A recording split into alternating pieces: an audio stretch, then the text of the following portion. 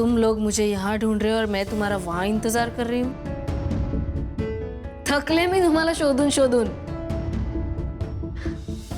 पण चला बरं झालं, फायनली तुमची आता ओळख झाली आहे। देवा, आज किती हॅपी मोमेंट्स देणार आहेस तू माझ्या आयुष्यात।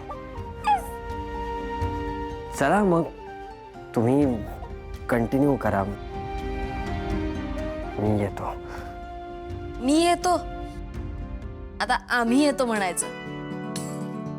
मला न घेता कुठे निघाला होतास तू विश्वा? माझा साखरपुडा काय तनू सोबत झालाय? आणि आता ना मी तुला असंच पकडून ठेवणार आहे। सारखा हरवून जातोस तू, म्हणजे मग आता तू कुठेच जाणार नाही। बरं चल तनू, गुड नाईट। Good night. जाऊया।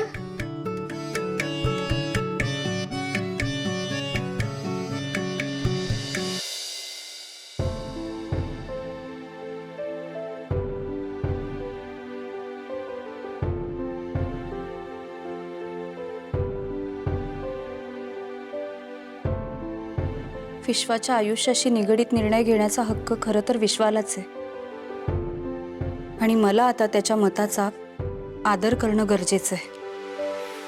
माझा अत्यंत जवळचा मित्र आज पुन्हा माझ्या आयुष्यात आलाय, त्याचा साखरपुडा झालाय।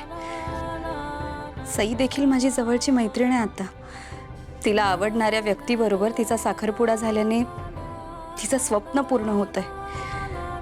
आता ते दोघे आयुष्यभर सुखी राहावे हीच इच्छा आहे। आज मी खूप खुश आहे। या दिवसाची मी इतकी वाट पाहिली होती ना।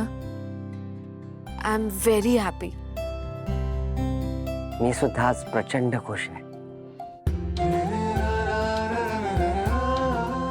तू माझी मैत्रीण होतीस आणि कायम राहणार आहेस। तू जिवंत आहेस आणि या जगात इतर कुठेही न जाता परत माझ्याकडेच आली, याहून बेस्ट गोष्ट काय असू शकते? चल।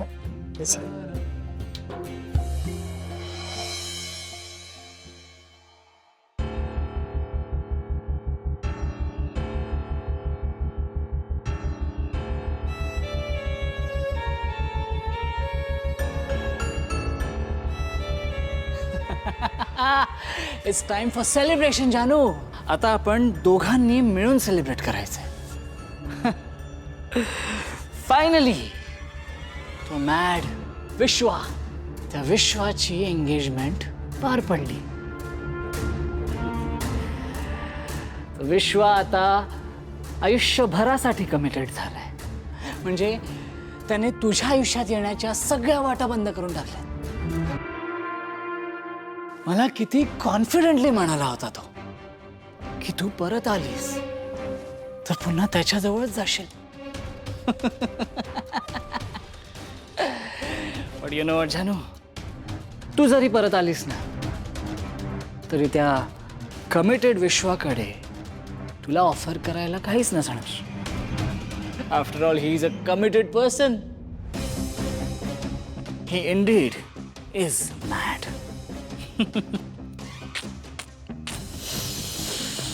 जानू जानू जानू, तू माझी होतीस, माझी आहेस आणि माझीच राहणार। आय लव्ह यू जानू, आय लव्ह यू।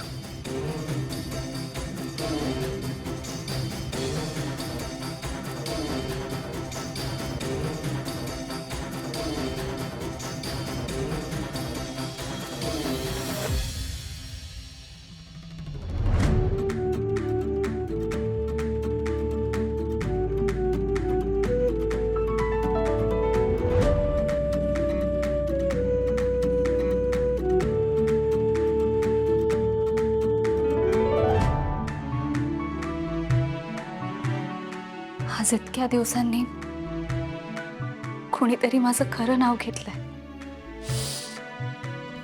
जान्हवी, जानू।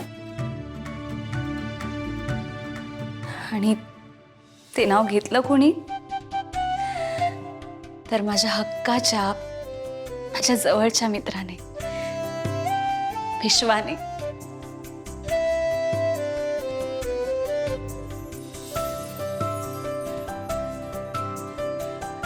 आज मी खूप खूप खूप खुश आहे.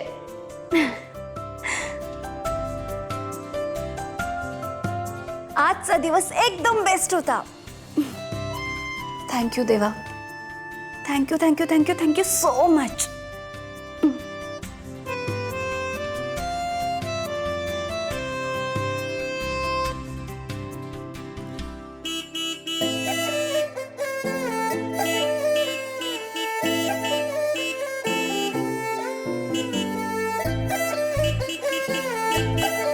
या जाऊ, काय चाललंय तुमचं? का हॉर्न वाजवताय? काय हवंय? तू तुम्ही एकतर उगाच हॉर्न वाजवणं बंद करा आणि उगाच काहीतरी बोलू नका. अरे पण काय चुकीचं बोललोय मी? हा? माझ्या बायकोसाठी थांबलोय मी. चल घरी चल, बस पटकन. सिद्धिराज, अजून किती प्रकारे मी तुम्हाला सांगू की आपल्यात आता नवरा बायकोचं नातं नाहीये आणि मी नाही येणार आहे तुमच्या बरोबर घरी. आणि आता ना तुमचा प्रचंड राग येतोय मला. तुम्ही आत्ताच्या आत्ता निघायत ना. अरे पण कसला राग येतोय तुला नक्की? मी तुझा गुन्हेगार आहे याचा का मी तुला फसवलंय याचा? मला खरंच कळत नाही भावना, प्लीज सांग मला. हा नाही, आणि इतका राग येतोय ना तुला, मग घरी नवरा बायको असल्यासारखं का वागत होतीस तू? का घास भरून घेतलास किंवा का बाजूला बसलीस माझ्या?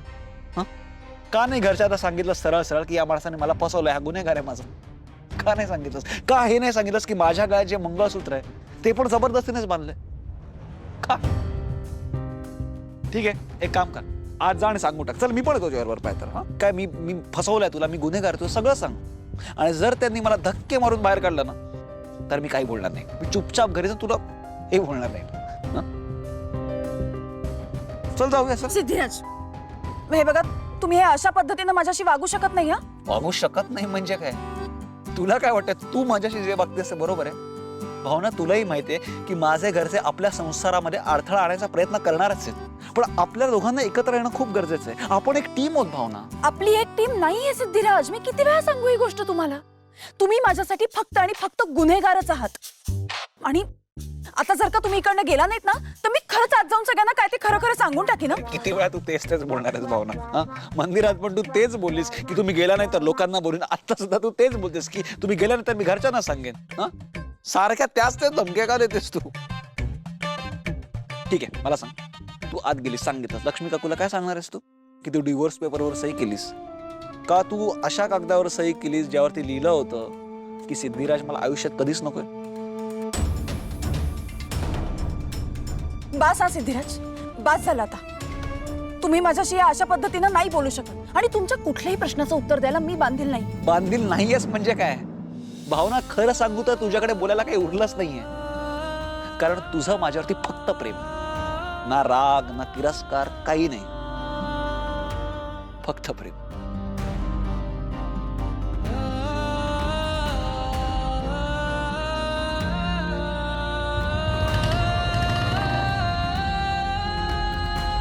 मी येणार नाहीये.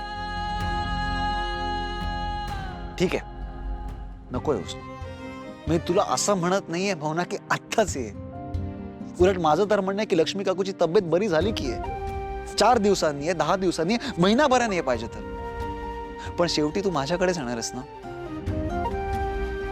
नाही तसं नसेल तर एक काम कर, खरंच जा आणि सांग सगळ्यांना खरं काय ते. बघ, चॉईस तुझा आहे शेवटी. आलो. बाय.